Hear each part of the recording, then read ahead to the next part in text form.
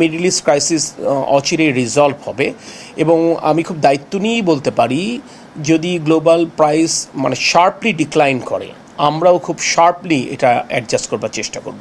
এটা মনে করবার কোনো কারণ নেই, বাট অতীতের অভিজ্ঞতাগুলো আমি একটু বুঝি যে মানুষের সুখকর না, মানে বাড়ে যেভাবে হয়তোবা সেভাবে কমে না।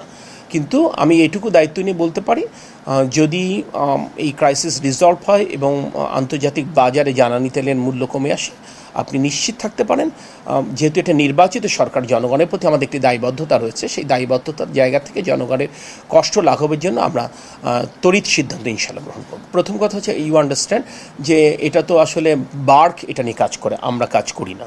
এখানে প্রপোজাল তো অনেক কিছুই থাকতে পারে, কিন্তু দিন শেষে একটা শুনানি হয়, সেই শুনানির পরিপ্রেক্ষিতে এটা এটা চূড়ান্ত হয়।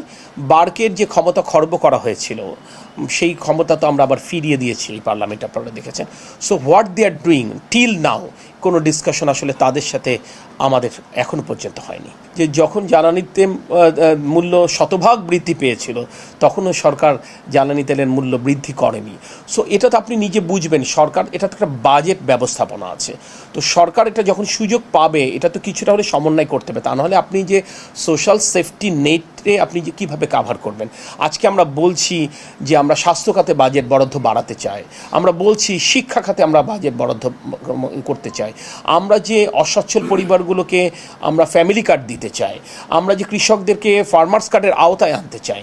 তো এইগুলোর জন্য যদি সমস্ত অর্থের একটি বৃহৎ অংশ যদি আপনার ভর্তুকির পিছনে ব্যয় হয়ে যায় তাহলে তো আলটিমেটলি প্রত্যেকটা সেক্টর এফেক্ট হয়ে যাবে। তো যখন এটা স্কোপ থাকে তখন কিছু রিঅ্যাডজাস্টমেন্ট হয় এবং এটা হতেই হয় সব সেক্টরগুলোকে সচল রাখার জন্য সকলের সুবিধার্থে। প্রথম কথা হচ্ছে আমি খুব স্পষ্ট করে একটি কথা বলতে চাই যে আমরা 180 ডেজে যে প্ল্যান নিয়েছি, আপনারা যদি আমাদের স্টেপসগুলো দেখেন তাহলে আপনারা বুঝবেন যে আসলে আমরা স্বাবলম্বী হতে চাচ্ছি। আমাদের স্টেপসগুলো যদি আপনারা ফলো করেন তাহলে আপনি দেখবেন যে আসলে এই ভর্তুকিগুলো একদিকে যেমন কমিয়ে আনার একটা প্রশ্ন আছে, অপরদিকে জনদুর্ভোগ কমানোর একটা ব্যাপার আছে। আচ্ছা, ভর্তুকি প্রশ্নগুলো কেন আসলো? ভর্তুকির প্রশ্ন তো আসলো যে উচ্চ দামে আমি বিদ্যুৎ কিনছি, তাহলে উচ্চ মূল্যের এই পাওয়ার প্ল্যান্টগুলোকে যদি আমরা আস্তে আস্তে রিনিউয়েবল এনার্জি দিয়ে রিপ্লেস করতে পারি তাহলে বিদ্যুৎ উৎপাদন ব্যয় কমে যাবে। তো বিদ্যুৎ উৎপাদন ব্যয় কমে গেলে আমার সরকারের ভর্তুকিও যেমন কমবে, গ্রাহকরেও কিন্তু আমরা সাশ্রয়ী মূল্যে আমরা বিদ্যুৎ দিতে পারবো। ব্যাপারগুলো তো এই রকম, তো সেই পরিকল্পনাগুলো রয়েছে। এবং আপনারা দেখেন আমরা অফশোর বিডিংয়ে গেছি, আমরা ইস্টার্ন রিফাইনারির সেকেন্ড ইউনিটের জন্য আমরা পিএমসি কন্ট্রাক্ট আমরা ওপেন করেছি। ফর হোয়াট রিজন এত আর্লিয়ার করছি? আমরা চাচ্ছি সরকারের এই মেয়াদের মধ্যে যেন এই প্রজেক্টগুলো লঞ্চ করে। আমরা